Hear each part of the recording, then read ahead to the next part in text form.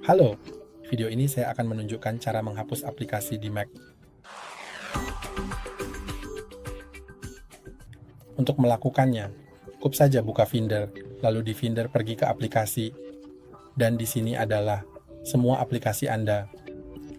Dan untuk dengan mudah menghapus satu aplikasi, cukup memilih aplikasi yang berniat untuk Anda hapus, dan Anda bisa dengan aman memindahkannya ke tempat sampah di sini di dock.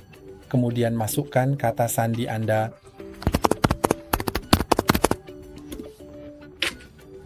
dan sekarang aplikasi telah dihapus, atau Anda pun juga bisa cukup klik pada aplikasi lalu klik perintah hapus, dan aplikasi itu sudah dihapus. Itu saja untuk hari ini. Jangan lupa untuk suka dan berlangganan. Sampai jumpa lagi.